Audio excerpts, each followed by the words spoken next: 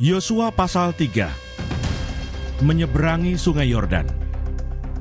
Yosua bangun pagi-pagi, lalu ia dan semua orang Israel berangkat dari Sitim, dan sampailah mereka ke Sungai Yordan. Maka bermalamlah mereka di sana sebelum menyeberang. Setelah lewat 3 hari, para pengatur pasukan menjalani seluruh perkemahan dan memberi perintah kepada bangsa itu, katanya, "Segera sesudah kamu melihat tabut perjanjian Tuhan Allahmu yang diangkat para imam, yang memang suku Lewi, maka kamu harus juga berangkat dari tempatmu dan mengikutinya. Hanya antara kamu dan tabut itu harus ada jarak, kira-kira 2000 hasta panjangnya. Janganlah mendekatinya. Maksudnya supaya kamu mengetahui jalan yang harus kamu tempuh, sebab jalan itu belum pernah kamu lalui dahulu." Berkatalah Yosua kepada bangsa itu, "Kuduskanlah dirimu, sebab besok Tuhan akan melakukan perbuatan yang ajaib di antara kamu." Dan kepada para imam itu Yosua berkata demikian, "Angkatlah tabut perjanjian dan menyeberanglah di depan bangsa itu." Maka mereka mengangkat tabut perjanjian dan berjalan di depan bangsa itu. Dan Tuhan berfirman kepada Yosua, "Pada hari inilah Aku mulai membesarkan namamu di mata seluruh orang Israel, supaya mereka tahu bahwa seperti dahulu aku menyertai Musa, demikianlah aku akan menyertai engkau. Maka kau perintahkanlah kepada para imam pengangkat tabut perjanjian itu demikian: setelah kamu sampai ke tepi air Sungai Yordan, haruslah kamu tetap berdiri di Sungai Yordan itu." Lalu berkatalah Yosua kepada orang Israel, "Datanglah dekat dan dengarkanlah firman Tuhan Allahmu."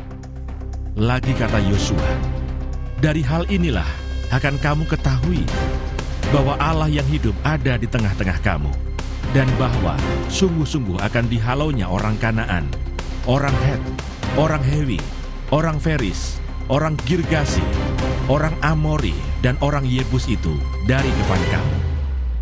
Sesungguhnya tabut perjanjian Tuhan semesta bumi berjalan menyeberang di depan kamu, masuk ke Sungai Yordan. Maka sekarang pilihlah 12 orang dari suku-suku Israel, seorang dari tiap-tiap suku. Segera sesudah kaki para imam pengangkat tabut Tuhan, Tuhan semesta bumi, berhenti di dalam air Sungai Yordan, maka air Sungai Yordan itu akan terputus. Air yang turun dari hulu akan berhenti mengalir menjadi bendungan." Ketika bangsa itu berangkat dari tempat perkemahan mereka untuk menyeberangi Sungai Yordan, para imam pengangkat tabut perjanjian itu berjalan di depan bangsa itu. Segera sesudah para pengangkat tabut itu sampai ke Sungai Yordan, dan para imam pengangkat tabut itu mencelupkan kakinya ke dalam air di tepi sungai itu, Sungai Yordan itu sebak sampai meluap sepanjang tepinya selama musim menuai. Maka berhentilah air itu mengalir. Air yang turun dari hulu melonjak menjadi bendungan, jauh sekali, di dekat Adam, kota yang terletak di sebelah Sartan. Sedang air yang turun ke Laut Araba itu, yakni Laut Asin, terputus sama sekali. Lalu menyeberanglah bangsa itu di tentangan Yeriko. Tetapi para imam pengangkat tabut perjanjian Tuhan itu tetap berdiri di tanah yang kering, di tengah-tengah Sungai Yordan, sedang seluruh bangsa Israel menyeberang di tanah yang kering, sampai seluruh bangsa itu selesai menyeberangi Sungai Yordan.